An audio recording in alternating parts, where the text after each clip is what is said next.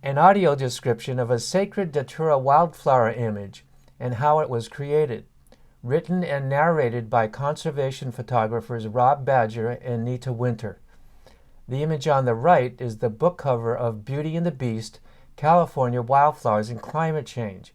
On the cover is a photograph of a vast field of orange California poppies in the Mojave Desert, with dark gray clouds overhead. 2 book award medals appear on the bottom right corner. Learn more at wildflowerbooks.com. This audio description of a beautiful Datura wildflower and how we photographed it in the field represents a new phase of our project, Beauty and the Beast, California Wildflowers and Climate Change. This phase makes nature's beauty accessible to people who are visually impaired. On the left is the image of the Datura we are about to describe. We feel so grateful when people tell us how much they really enjoy seeing our beautiful wildflower portraits and landscape photos. After describing our images to friends who are legally blind, we realized we could share nature's beauty and our love of wildflowers with more visually impaired people. We were surprised to learn that over 32 million adults in the U.S. are visually impaired or legally blind. We're now dedicated to give many of them the opportunity to enjoy our colorful wildflower images and the stories behind them. The following is a description of one of our favorite photographs, how we created it, and the fascinating things we've learned about the species. We want to help you imagine and get a feeling for both the wildflowers world and our experience as photographers. During a 2011 spring wildflower trip to Joshua Tree National Park, we were determined to find and photograph the fragrant sacred Datura, also called moonflower. The Datura is a plant used in sacred Native American rituals, and it belongs to the Solanaceae plant family that includes peppers, tomatoes, and potatoes. Datura is one of our favorite desert species and is the largest wildflower we've ever photographed. Its impressive white blossom emits a sweet fragrance to attract its nighttime pollinator, the very large hawk moth. As the moth hovers over the flower, its rapidly beating wings sound much like a hovering hummingbird. Individual blossoms last only for one night. They open in the evening and wilt by late morning the next day. We made this photo mid-morning before the flower and we wilted in the desert heat. We also photographed another Datura the previous night using the light from a beautiful desert full moon. Sunlight is 400,000 times brighter than moonlight, so we needed a long 1.5-minute exposure to create the moonlit floral portrait. The air was warm and still without the slightest breeze. This allowed us to make that long exposure without the flower moving. We included the stars shining in the deep midnight blue sky to let viewers know the photo was created at night. For our book and traveling exhibit, we chose the mid-morning image we're about to describe. We decided that this composition without the sky, and also the gentle quality of the diffused sunlight we used to photograph the flower, both portray its softness and beauty in a more elegant way than does the image made by direct moonlight. Both direct sun and moonlight create images with more contrast, with deeper shadows and brighter highlights. We'll describe our soft diffuse lighting technique later. In your mind's eye, imagine you see a vertical image of a single, pure white, trumpet-shaped flower that gracefully opens upward towards the sky.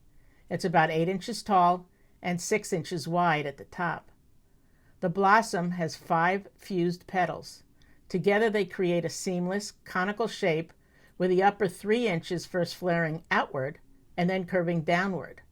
From this angle, you see 3 elegant 1-inch long petal extensions. They quickly taper from the petal's edge to a fine, delicately curved tip. Imagine seeing the plant from the side and slightly above the top of the blossom. From this level, you can just see the tips of the stamens, the male organ of the flower, and its light brown pollen. The very narrow pistil, the female organ pollinated by the hawk moth, extends about 2 inches above the stamens. Below and surrounding the blossom, you see a bud and 5 arrow-shaped leaves facing upward. They are large, dark, a velvety grayish green with distinctive lighter green veins radiating outward toward the leaves' edges. The leaves look like they would be soft to the touch, but all parts of this plant are poisonous and can irritate the skin, so this is not a good plant to explore through touch. We placed a large piece of black fabric on the ground and wrapped it around the base of the plant to cover the distracting sandy background. Rob then arranged graceful folds next to and curving around the front of the plant to add another design element that complements the plant's geometry. We call this artistic technique that Rob created a wrap series. This setup photograph shows where and how we photograph the flower. We take great care to avoid damaging the plant and its surroundings. In this case, we chose a Datura right by the side of the road, growing on top of a sandy berm. All our wildflower photography is done out in the field, and we use only direct or diffused natural light. For our Datura, we placed a white 4-foot wide diffusion disc supported by a tripod behind and angled above the plant to soften and direct the sunlight coming from behind and above it. This soft, diffused light greatly lowers the overall contrast and eliminates dark shadows and bright, overexposed highlights on shiny leaves and light and white flowers. This directional light makes the long neck of the flower seem to glow from within. To lighten the part of the plant facing the camera and away from the bright diffusion disc, we used a small reflector, not visible here, under the camera to bounce light back onto the plant. The sacred Datura is an iconic desert wildflower living in a very rich and diverse ecosystem that supports a dynamic community of life adapted to harsh desert conditions. The following recording by soundscape ecologist Bernie Krause will immerse you in the sounds of life found in California's beautiful Sonoran Desert.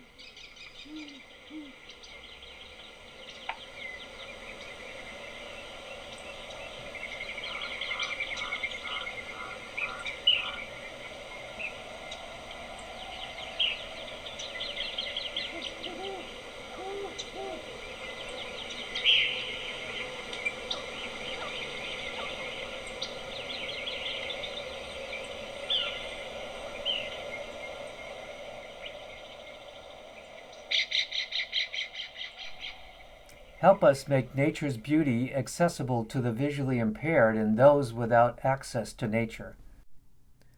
Tax-deductible donations through marinlink.org/donations. Please contact Nita and Rob at Nita, Nita, at winterbadger.com. Learn more at wildflowerbooks.com. Nita and I both hope you've enjoyed our audio description, and we look forward to hearing from you. Thank you.